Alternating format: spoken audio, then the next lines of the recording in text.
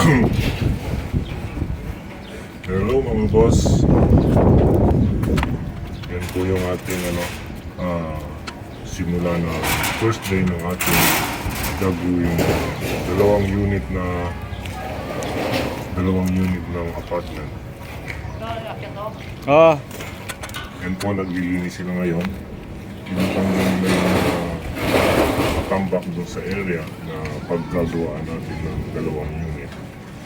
Yan po yung nakuha. At iakit na po yun muna sa taas kaya wala na po mapasagin yan sa lupa. Bali ang gamit natin tao ngayon ay 4 na tao para sa paglilinis. Tapos sila maglinis ay magliliaw tayo mamaya. Sa lukuyan po nilang inaakit yung mga bakal-bakal, mga scrap na tinanggal natin dun sa area paglalagyan.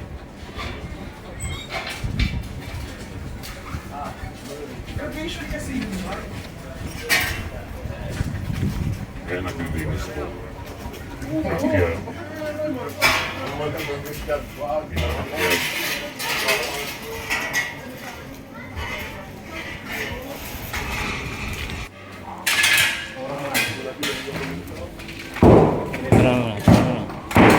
Tapos na tayo maglinis, makapag-layout na rin tayo. Yan si Former George. Yung puting Siya po yung nagsulat ng pundasyon ng poste. Yan po yung pagsasaksakan natin ng poste. Yung poste ay ibabaw natin dyan sa Kabilang wall. pato yung kalahati niya. Bubutasin natin yun. Pagustot.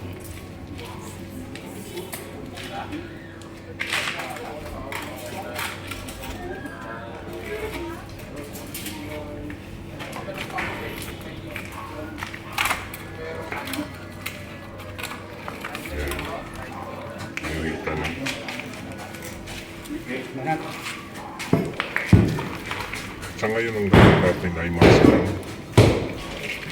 So tayo nakakabili na finger or jackhammer. Mano-mano natin babasahin ng semento na yan.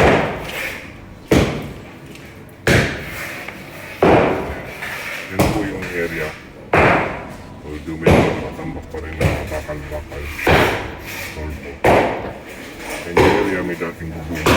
Kapalitan natin ang slab yan. Patanggalin ang bubong.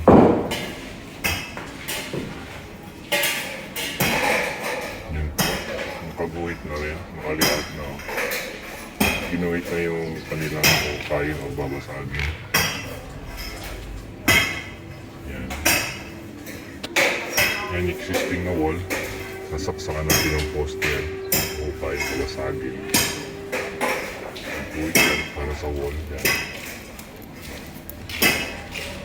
Yan, buhit para sa piping sa poste. Existing wall, mabasagin para saksak yung poste. Bali dalawang wall lang na ang gagawin natin para sa dalawang unit ng apartment. Yan po yung hit na. At yung isa na nasa kaliwang sa. Yan po sa Former George. Ginuguhit yung poste na paglagay ng poste.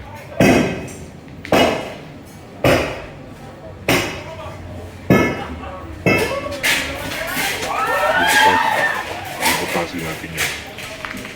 Kaya naglagay tayo ng pagsawat ng butas na daanan papasok sa area. Ating kadaan natin yan.